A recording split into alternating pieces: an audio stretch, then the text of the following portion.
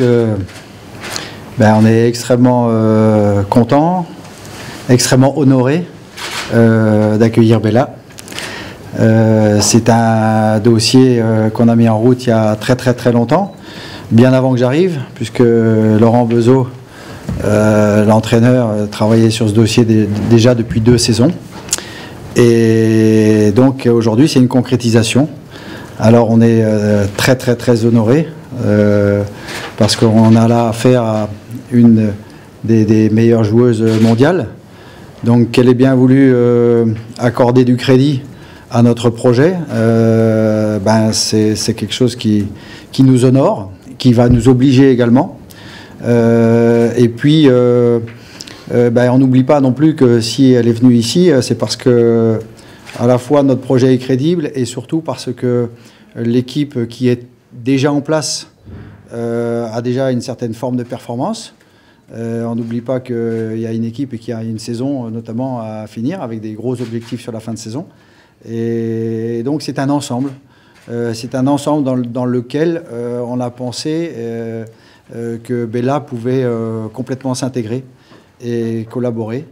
Et je pense qu'on a donné des arguments suffisamment crédibles pour qu'elle rejoigne notre projet. Donc on est très honoré et je ne vais pas me répéter. C'est vraiment un grand plaisir, une grande concrétisation, une belle concrétisation qu'on a aujourd'hui. Gérard, que représente la venue de Bella dans le projet global du club? Pour nous, c'est sûr qu'une joueuse de ce niveau veuille venir à Brest, c'est quelque chose d'extraordinaire, je dirais. C'est vrai que bon, il y a un point de vue économique, même si les chiffres qu'on a vus peuvent paraître sont quelque peu fantaisistes. Bon, on a dû quand même faire appel à quelques fournisseurs de fruits et légumes pour faire des contrats d'image pour finaliser le dossier. Hein. Mais au-delà de ça, ça me fait penser un peu à ce qu'on avait fait avec Martha Manguet à l'époque. Martha Manguet était venue à Brest en D2. Et je pense que Bella, elle croit aussi en notre projet. Et elle vient chez nous. Bon, là, on n'est pas en D2, on est au plus haut niveau. Et ça me fait penser un peu à la même démarche que Martha à l'époque. Et elle croit en notre projet. Et c'est ça qui est super. Aujourd'hui, elle va nous donner... avec une joueuse de ce niveau-là, il y a plusieurs arguments. Et nous, on est sensible aussi à tous les éléments marketing et extra-sportifs. Hein. Jean-Luc a parlé de la partie sportive. Ça va nous conforter dans le jeu. Mais après, nous aussi, ce qu'on voit, c'est les partenaires. Nous, on est attachés à développer encore nos partenaires. Aujourd'hui, on a 500 partenaires. Je pense qu'on est obligé de bonifier aussi, par des joueuses comme ça, notre boucle de référencement. Et demain, quand notre équipe commerciale, qu'on a d'ailleurs renforcée cette année, quand elle ira début mai sur les routes pour conquérir pour faire re-signer les anciens et conquérir des nouveaux, bon, on aura quand même des biscuits dans notre assiette, et ça c'est super. Donc il y a tout ce côté marketing, 1 sportif, 2 marketing, 3 tout ce qui est billetterie. Aujourd'hui, quand on annonce une des grandes joueuses mondiales, ça va attirer, ça va mettre les coups de projecteur sur le club, on aura plus de monde. Donc demain, on a également aussi possibilité de développer tout ce qui est la vente en boutique, on peut faire des opérations. Donc ce côté, nous, on est très attachés à ce côté mercantile de ce recrutement, en plus du sportif. Et qu'elle vienne ici, à l'autre bout du monde, hein. After the Brest is America. Et donc c'est vrai que elle montre elle montre un chemin et elle nous montre une ouverture sur l'Europe du hand qui va nous servir dans les années à venir. Donc c'est vrai que ça va être aussi un joli coup de projecteur sur Brest avec sa venue. Ok. Bella, welcome in Brest. Thank you. It's your turn now, so a few words. I will not take it in French, if it's okay. Sorry? I take it in English. What's you like? French, English? French. No, but I'm really happy to be here. I'm really looking forward already now to the next season. I like this project, that they have an ambition to win in a couple of years. They want to be in the top level, and I heard a lot about this project. I have Swedish colleagues here, so of course they told me great things about everything around, and yes, and also the team is great and how they build it. So I'm really just happy to be here, and I'm looking forward to have some victories, a lot of victories here.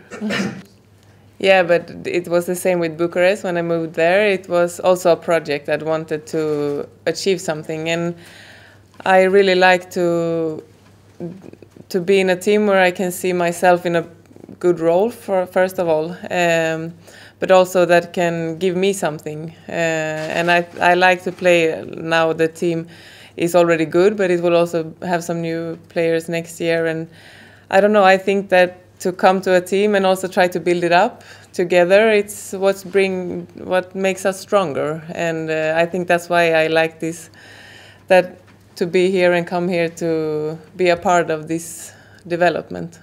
And not so much, a little bit, but not so much before. But yeah, of course now I look a lot of more games than before, and I have two French girls. I play with two French girls, so that's also made you look a little bit more. And also Linnea is playing here now, so it's a little bit nice to follow everything. No, yeah, it was only Brest, and yeah, I had actually 1+1, and I could end my contract in Bucharest this year. And for me, it's really important to feel good and to have a good, I don't know how you say it, but like stomach, when it feels good in the stomach. And I don't know, Brest was one of the clubs that spoke to me a little bit. So I think that's why it was between Brest and Chessumé. Yes, of course. We actually had a good connection when we played in Viborg, and she's a really nice girl. So, of course, we speak a little bit. It's always nice to hear someone that's in the team, like how everything works and what you feel. But we already spoke actually in Viborg, because she knows that probably she will go back to Brest one day, where she was actually come from when she went to Viborg. And she always said, like, one day you will come. And actually this day is now, so she convinced me. I am a playmaker, so my job is to make the others good, but also, of course, to be the player I am, to be a little bit dangerous on the goal.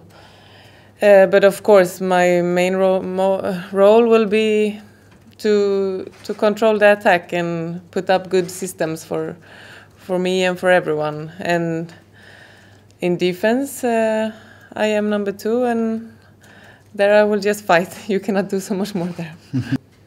No, it's not a problem. I think the French league are so strong, so it will be a lot of hard games. And then you just have to have 1 year when you need to fight to go to Champions League again. So if it's 1 year without, it will be no problem. But of course, I hope that they will win and we will play Champions League.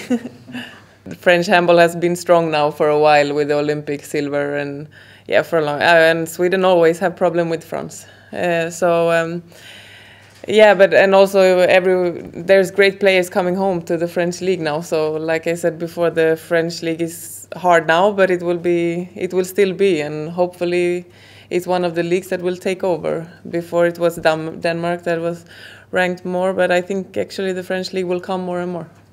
The Romanian league is good in the top, but a little bit worse in the bottom. Okay. Yeah. Yes, it's always nice to have someone to speak the same language. It's nice. I had one at least in every club, so this is important and it's nice. I will actually try to start now because, yeah, it's hard. But Camille, she will try to teach me a little bit now from the beginning, so I know. I think it will be important to know the language. If I'm a playmaker, I really have to know it. Yes, I heard actually a lot. Also, for example, from Cleo when she was here. I think it's a new arena, but it's always full. And Filippa told me like this VIP is like the craziest she ever seen. So will be nice to see the arena. And I heard that the fans are there and really cheering for the team. And this is for me, it's one of the best things of playing handball when you have the fans cheering for you. Yeah, but I just heard that it's full house every time, so I just, yeah, like they are cheering, and it's nice atmosphere. I don't know how to explain, but loving atmosphere, I don't know. Yes, but there is also really good. They are cheering for you, they are loud, they are even there for you if you're maybe a few goals under, but it's, yeah. Oui, dans la mesure où c'est ma tâche quasiment numéro 1 au club, hein, c'est de coordonner un petit peu l'ensemble. C'est pour ça que mon intitulé c'est coordinateur sportif. Mais évidemment, il ne suffit pas de mettre beaucoup de joueuses de grand talent sur un terrain. Faut-il encore que ça collabore? C'est pour ça que le problème du nombre, c'est pas que ce soit un problème, c'est pas du tout un problème. Le nombre de joueuses, c'est pas un problème. Il nous en faut beaucoup parce que vous voyez bien le nombre d'objectifs importants qu'on va avoir sur l'année. C'est très important d'avoir une équipe qui soit toujours au top. Comme Bella l'a dit, le championnat de France, il est déjà très difficile et puis il va être encore plus difficile. Et l'autre partie, c'est qu'effectivement, tout autour de cette équipe-là, il faut construire un staff qui soit extrêmement performant. On ne va pas revenir sur la progression très rapide du club. Hein. Je vous rappelle que le club, il a 5 ans d'existence. Hein. Il y a 3 ans, on était en 3e division. Donc évidemment, il faut construire ce staff-là également. Donc on y travaille. On a déjà des gens qui sont compétents dans notre staff à tous les niveaux, mais ça demande à être encore renforcé. Donc le travail de compléter ce staff en termes de compétences de haut niveau, puisqu'on a des joueuses de très haut niveau, donc il va falloir on s'attelle déjà à renforcer ce staff-là. On communiquera un petit peu plus tard, parce qu'il est en cours de construction. Mais c'est effectivement un de nos objectifs également. Quel niveau en particulier? On va dire que dans tous les grands staffs, il y a d'abord un travail au niveau physique. Donc au niveau physique, la préparation physique, c'est quelque chose de très important. Les joueuses de très haut niveau nous disent régulièrement, nous, jouer au handball, on sait faire.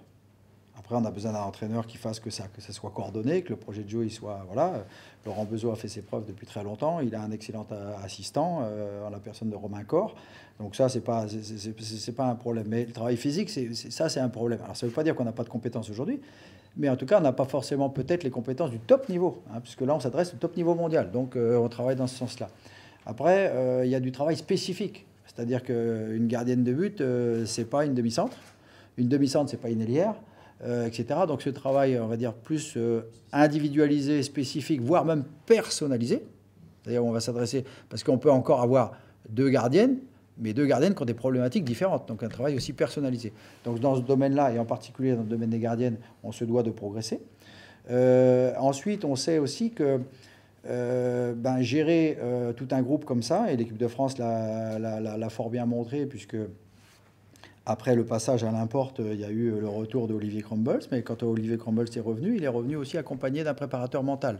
Donc on sait que la préparation mentale, dans tous les sports de haut niveau, aujourd'hui, ça prend une part qui est très importante. C'est pas parce qu'aujourd'hui on ne s'y attache pas qu'on n'a pas compris que c'était important. Mais je veux dire, on avance step by step, comme on dit. Hein. Donc ça fait partie de nos préoccupations. Donc on cherche aussi à se renforcer dans ce domaine-là. Et puis il n'y a pas que ça, parce qu'au niveau du club, il y a tout un arsenal qu'on ne voit pas. C'est le côté administratif. Il faut qu'on soit très performant. Là, jusqu'à il n'y a pas longtemps, là, vous savez qu'il y a un match contre Metz qui s'annonce là de demi-finale de Coupe de France. Et ben, ça va jouer beaucoup plus sur l'administratif, de savoir quand est-ce que ça va être la date, est-ce que ça va être le mardi, est-ce que ça va être le mercredi. Donc, il faut qu'on ait des gens qui soient performants. Ils sont déjà performants. Hein, je les oublie pas. Ceux-là, nos personnels administratifs, ils sont vraiment performants. Le staff médical aussi, si on peut le renforcer, on va continuer à le renforcer. Il y a les conditions de déplacement. Conditions de déplacement font que quand on est sur des objectifs qui sont très élevés, le moindre bug, ça a une incidence sur le résultat. Donc là, c'est pareil. On travaille à ce que l'ensemble des conditions soient organisées pour qu'on atteigne nos objectifs. Donc, c'est pas que sur le terrain, c'est tout autour.